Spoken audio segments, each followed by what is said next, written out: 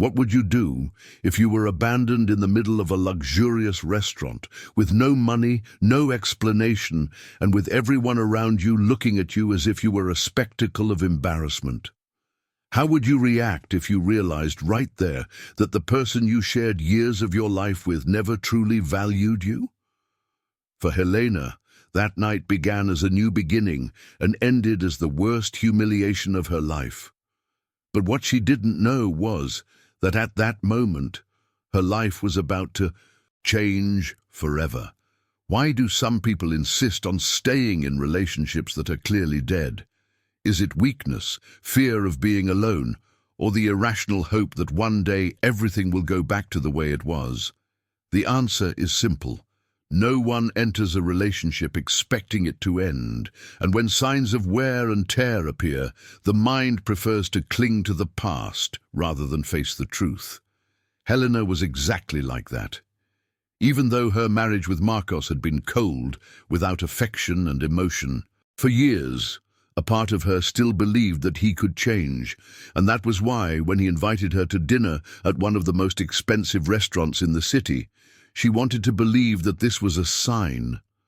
She dressed up carefully, choosing an elegant dress, a subtle lipstick, and leaving her hair loose just the way he usually liked it. When she went downstairs and saw him waiting, well-dressed, wearing a woody perfume that used to make her heart race, she felt hope. But something was wrong. His gaze was distant, his expression impassive. On the way to the restaurant, he barely spoke. He answered in monosyllables, his eyes glued to the phone. Helena tried to ignore the discomfort in her chest, telling herself that maybe it was just tiredness. The restaurant was stunning.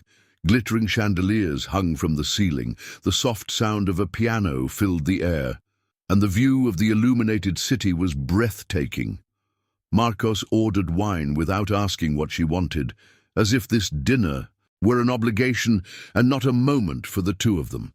Helena raised her glass and smiled. "Thank you for this, Marcos. It's been a while since we had a night like this." He looked up from his phone, blinked slowly, and gave a mechanical smile. "Yes, I think we deserve it." It was at that moment that something inside her began to scream that something was very wrong. The confirmation came minutes later when Marcos's phone vibrated on the table. He picked it up immediately, his expression hardening. Without caring about Helena, he answered it right there. "Yes? Now? Are you sure?" His jaw tightened and he stood up, grabbing his jacket. "I have to go." Helena blinked, confused. "What? But we just got here." He sighed, impatient. "It's work. I have something important to take care of." She looked at him, expecting a hint of consideration, but all she received was a cold kiss on the cheek before watching him disappear through the restaurant door, leaving her alone, without imagining that this would only be the beginning of the worst humiliation of her life. For a few moments, Helena remained motionless, trying to process what had just happened. The crowded restaurant, the sophisticated lights, the smell of refined food. All of this now seemed like a surreal setting for what she was feeling. She tried to ignore the discreet glances of the other customers, but the humiliation rose in her chest like a suffocating wave. She took a deep breath and decided not to play the victim. She picked up her napkin and placed it on her lap, determined to eat alone, pretending that none of this was shaking her. But the farce didn't last long. When the waiter brought the bill, reality hit her like a cold blade. She had no money. Panic began to set in. She always left her purse in the car when she went out with Marcos because he insisted he would pay. Now, without him and without a single cent, she found herself in a ridiculous situation. Could she call Marcos? She knew he wouldn't answer. Could she ask the restaurant to pay her later? But how would she prove she would come back? She looked at the waiter, who was waiting patiently, and felt her hands start to sweat. What would she do now? The shame was unbearable. And then a firm and calm voice interrupted her thoughts. Don't worry, I'll take care of this. Helena suddenly turned her head and found Ricardo Vasconcelos, her boss, sitting a few tables away. The man was known for his impeccable posture, sharp gaze, and a presence that commanded respect. He was wearing an impeccable suit and was holding a credit card between his fingers. Without hesitation, he handed it to the waiter. Helena felt her throat dry. "You didn't have to do that, Mr. Ricardo," she murmured, her voice low, almost swallowed by shame. Ricardo watched her with an unreadable expression. "Just call me Ricardo. And yes, I needed it." He gestured for her to follow him. "Come, I'll take you home." Helena hesitated for a moment, but realized she had no choice. The weight of that humiliation still throbbed inside her, but something in Ricardo's eyes made her feel that, for the first time that night, someone really saw what she was going through. The walk home was silent, but not uncomfortable. Helena kept her eyes fixed on the night landscape passing by the window, trying to organize her thoughts. Her mind was spinning in circles. How could Marcos do this to her? It wasn't just the fact that he had abandoned her at the restaurant. It was the indifference, the disregard, the certainty that she would simply accept it. The worst of it all. She knew, deep down, that this was not an isolated act. It was just the most glaring evidence of something she had been ignoring for years. "You don't have to tell me anything, but I want you to know that you don't deserve this." Ricardo's voice broke the silence, firm but not invading her space. Helena clasped her hands in her lap, feeling a lump in her throat. "Maybe it really was an emergency," she murmured, as if trying to convince herself of her own lie. Ricardo let out a short sigh, keeping his eyes on the road. "If it was, he wouldn't have left you without money. He wouldn't have left without looking back." The words fell like a weight on her. It was true. Marcos had not been inconsiderate at all. He had not called, he had not texted to see if she was okay. He knew she had no money, and yet he had left without caring what would happen next. What did that say about him? What did that say about what was left of their marriage? For the first time, Helena did not try to answer those questions. For the first time, she allowed herself to accept reality. When they arrived at her apartment building, Ricardo parked and turned off the engine, but he made no attempt to force her to get out of the car. He just watched her for a few seconds before saying, "If you need anything, call me." Helena nodded, mumbling a thank you before getting out. As she climbed the stairs to her apartment, she felt a crushing weight on her chest. Maybe it was anger, maybe it was sadness, maybe it was something she couldn't yet name. When she entered the house, everything was dark and silent. No sign of Marcos, no text, no phone call, nothing. It was as if he didn't even remember they had an appointment that night, as if his absence meant absolutely nothing. Helena left her bag on the table and walked to the sofa, feeling the weight of the day fall on her shoulders. The clock was almost midnight.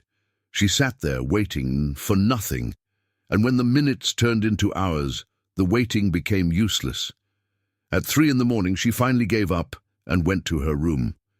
She lay down, but sleep wouldn't come. She rolled over in bed, stared at the ceiling and tried to push her thoughts away, but every time she closed her eyes, she saw Marcos's blank expression, his distracted gaze on his cell phone, the indifferent way he left the restaurant. Anger began to grow inside her, but along with it came an even worse feeling, shame.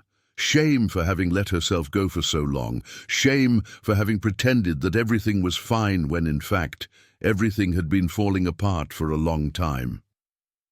When her alarm clock rang in the morning, Helena felt exhausted. She got up with a heavy body, took a quick shower, and went to the kitchen to make some coffee. Her cell phone was on the table. No messages, no missed calls, absolutely nothing, as if the previous night had never happened, as if she didn't exist. Her chest tightened, but she swallowed the pain. She grabbed her bag and left for work, determined to get on with her day without thinking about Marcos. But fate had other plans. When she arrived at the office, everything seemed normal. People talking, keyboards being typed, the usual routine. But as she walked down the hallway, she heard something that made her stomach turn. The voice was unmistakable. Carla, her co-worker, was talking. On the phone, laughing softly. "It was amazing last night. I loved every second with you." Helena felt a shiver run down her spine. Her steps slowed. Carla continued in a lower tone. "Are you alone now, or is she still sleeping?" The air seemed to disappear from Helena's lungs. She froze for a moment, unable to process what she had just heard. Her fingers closed around the strap of her bag, and her heart began to pound in her chest. "No, it can't be," she tried to tell herself, but the doubt was already there. Carla was talking to someone. What if it was Marcos? What if he had spent the night with her? Her stomach churned at the possibility, but she pushed the thoughts away. She was just being paranoid. She needed to stay calm. Trying to push the absurd suspicion from his mind, he went to his desk, sat down, and tried to work. But he couldn't. Carla's words echoed in his head like an unbearable buzzing. He picked up his cell phone to check, even though he didn't know exactly what he was looking for, and it was at that moment that confirmation came. The screen lit up with a new message notification. It was from Marcos. But what made his blood run cold wasn't the content, but the fatal mistake he had made. "It was amazing last night, love. I can't wait to see you again." The name in the conversation was not hers. Helena felt her entire body freeze. Her hands began to tremble, and a suffocating heat rose to her face. She stared at that message, unable to believe what she saw. Every piece of the puzzle fit together in a brutal way. The abrupt exit from the restaurant, the phone that rang, the coldness with which he left her behind, and now that message. There was no longer any doubt. Marcos was not only cheating on her, he didn't even care enough to hide it. The initial shock was followed by a wave of chaotic feelings: anger, disgust, humiliation. Helena felt her stomach twist as she tried to control her breathing. Part of her wanted to stand up right then and there, march over to Carla's desk and expose her in front of everyone. But what would that change? What did she really want at that moment? Confront Marcos? Make a scene? Cry? None of those options seemed enough to erase the pain growing inside her. She dropped her phone on the table and closed her eyes for a moment, trying to regain her sanity. She couldn't break down there, in front of everyone. She took a deep breath and let it out slowly. She needed to act intelligently. She needed to figure out what to do, but before she could think of a plan, a voice brought her back to reality. "Helen." She looked up and found Ricardo standing next to her desk. He didn't say anything for a moment, just watching her face. Then, in a low, direct tone, he asked, "What happened?" It was obvious that he had noticed something. Maybe it was the way his hands were still shaking slightly. Maybe it was the lost look in his eyes, full of conflicting feelings. But one thing was certain: she wouldn't be able to hide it for much longer. For a moment, Helena thought about lying, about saying that everything was fine. But Ricardo's expression was firm, and there was something in his eyes that made her hesitate. He wasn't just her boss. Somehow, he seemed to see through the facade she was trying to maintain. So, without thinking much, she simply pushed her phone across the table so he could see the message. Ricardo took the phone and read the text in silence. His face remained impassive, but Helena noticed when his jaw tightened. "He's an idiot," was all he said, handing her back the phone. Helena let out a short, bitter laugh. "That's obvious." She ran a hand over her face, feeling the weariness weigh her down. But the worst part isn't the betrayal. It's the contempt. He didn't even try to hide it. He didn't even care if I found out or not. Ricardo leaned forward slightly, resting his forearms on the table, because he thinks you'll never do anything about it. The words were spoken simply, but they hit Helena like a punch, and he was right. For a long time, Helena had ignored the signs, accepted the bare minimum, pretended that everything was fine, because deep down she was afraid of starting over, afraid of admitting that she was in a failed marriage, afraid of looking in the mirror and realizing that she had become someone who accepted less than she deserved. But there, faced with the blatant truth, something inside her began to change. She didn't know what she would do yet, but she knew that she couldn't go on like that any longer. Ricardo watched her for a moment before saying something that took her by surprise. "If you need help, I can guide you. I know it may seem like a nightmare right now, but that doesn't define you." Helena blinked, confused. She hadn't expected this attitude. She hadn't expected anyone, especially him, to care. She swallowed hard and nodded. "Thank you." That was all she could say. The rest of the day passed in a haze. Helena tried to focus on her work, but her mind kept returning to Marcos's message, Ricardo's words, and the way her life seemed to be falling apart before her eyes. When she finally got home that night, she expected to find Marcos waiting for her, perhaps with a lame excuse or pretending that nothing had happened. But the reality was even worse. He was sitting on the couch, with the remote control in his hand, watching TV, as if absolutely nothing had happened. She stopped at the door, feeling her blood boil. "Where were you last night?" she asked, her voice firm but full of tension. Marcos didn't even look away from the screen. "I told you, I was taking care of something for work." He said it with the naturalness of someone talking about the weather, as if it were no big deal. Helena felt a bitter laugh rise in her throat. "Really? Then I guess you sent me the wrong message today." This time Marcos finally looked at her. A trace of surprise crossed his face, but it disappeared so quickly that Helena almost thought she had imagined it. "What are you talking about?" She threw the phone on the table, leaving the screen unlocked so he could see the message. For a moment, she saw something rare in Marcos: uncertainty. He picked up the phone, looked at the screen, and then let out an exasperated sigh, throwing the phone back on the table. "It was a mistake," he said, his voice devoid of any regret. Helena blinked, stunned. "A mistake?" she repeated, her voice louder than she expected. "Is that all you have to say?" Marcos rubbed his face with his hands, as if he were tired of this conversation. "Don't make a fuss, Helena. We haven't been on good terms for a long time. You knew that." The cynicism in his words hit her hard. All those years together, all the moments they shared, and this was how he saw their marriage, as something disposable. The initial shock gave way to something much stronger: revolt. Helena felt the anger grow inside her, burning like a fire she could no longer contain.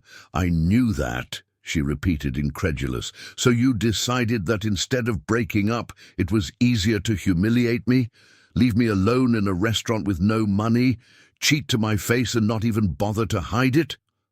Marcos huffed, crossing his arms. "You're exaggerating. You always do that. Things just happened. You need to accept it and move on." Move on? As if all of this were some insignificant little detail. As if this wasn't the end of their marriage. As if he hadn't just stepped on years of her life. But suddenly something inside Helena just stopped. There was no point in arguing. There was no point in trying to make Marcos understand something he simply didn't care to see. She looked at him for a long time, feeling a strange sense of clarity spread through her chest. "You're right," she said suddenly, her voice calmer than she expected. Marcos arched an eyebrow. "What?" She picked up her phone and unlocked the screen, looking at his message one last time. Then she looked up at him and smiled, a smile that held no more pain, no more anger, just absolute understanding. "I'm going to move on." And in that moment, Helena realized that this conversation wasn't the end of something. It was the beginning. The following days passed like a whirlwind. Marcos, perhaps expecting Helena to beg for explanations or try to save the marriage, was surprised by her silence. She didn't cry, she didn't scream, she didn't ask for justifications. She just started to act. She got the necessary documents, consulted a lawyer, and started the divorce process. Marcos didn't seem to take it seriously at first. He thought she was just putting on a show. But when the papers arrived, her expression of boredom and arrogance turned to irritation. "So that's it? You think you can just throw me away like that?" he asked, holding the papers in his hands. Helena crossed her arms and glared at him. "Funny, that's exactly what you did to me." Marcos laughed, but there was something forced in his laughter. "You won't get anywhere without me." The sentence sounded like a last attempt at control, as if he still believed he had some kind of power over her. But he was wrong.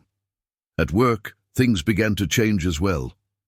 Carla, who had previously walked with an air of superiority, now seemed nervous. Maybe she had heard the rumors. Maybe she knew that Helena would not keep quiet. One day, as she was walking down the hallway, Carla stopped beside her and whispered, "You're playing a dangerous game." Helena stared at her without blinking. "Funny. I thought you were good at this." Carla opened her mouth to retort, but Helena just smiled and moved on, feeling for the first time that the power was back in her hands. But the biggest twist was yet to come. Ricardo, who had been following the whole situation from afar, called Helena into his office at the end of the workday. "Sit down," he said, closing the door behind her. Helena obeyed, curious. Ricardo was not the type of person to waste words. He placed an envelope on the table and slid it toward her. "I found out some things about Marcos, and I think you'll want to see this." Helena stared at the envelope, her heart racing. With a slight tremor in her fingers, she pulled the papers out.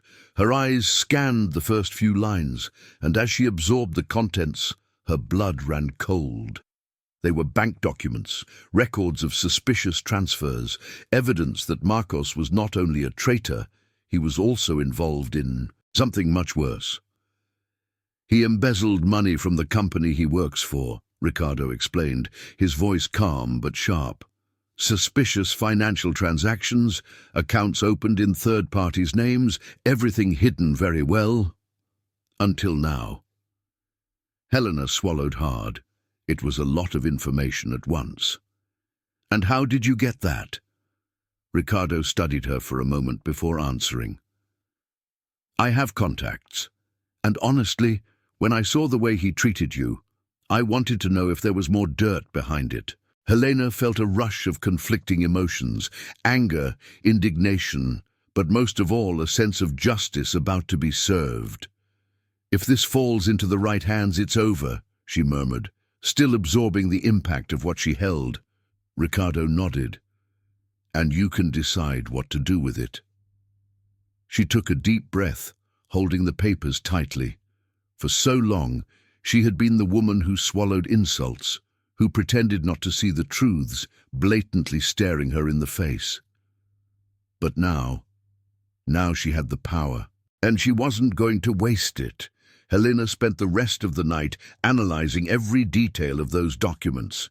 The more she read, the more she understood the extent of Marcos's scam. Not only did he embezzle money, but he also used third parties' names to cover up his frauds. The worst part, he did everything with the arrogance of someone who believed he would never be caught. But now she held in her hands the proof that he was not only a traitor, but a criminal. The next morning, he went straight to Ricardo's office. When he entered, he closed the door behind him and placed the papers on the desk. I want this to go into the right hands, he said, his voice firm. Ricardo showed no surprise. He just nodded and took the envelope. I know exactly where to send it. The plan was put into action faster than Helena expected. Within a few days, an internal investigation was opened at Marcos's company. Rumors began to circulate, and the trust he had so often displayed began to crack. He didn't yet know that it had all started with Helena, but she knew it was only a matter of time before he found out. And then it happened. One afternoon, when she returned home, she found Marcos waiting in the living room, his eyes full of fury. "It was you, wasn't it?" he growled, holding up a document that appeared to be the notification of the investigation. Helena crossed her arms and stared at him without fear. "What if it is?" Marcos laughed, but there was no humor in his expression. "Do you think you can destroy me like that? Do you think I'll let it go?" Helena didn't back down. For the first time in a long time, she looked Marcos in the eye without fear. "You destroyed yourself," she replied firmly. "I only did what anyone would do when they discover a criminal." Marcos clenched his fists, trying to contain his anger. "Do you think you're better than me?" She gave a short, humorless laugh. "I don't think so, I'm sure." Marcos's face turned red. His breathing quickened. He wanted to scream, wanted to intimidate her, but he realized that the Helena he had always manipulated was no more, and that infuriated him even more. "This isn't over," he growled.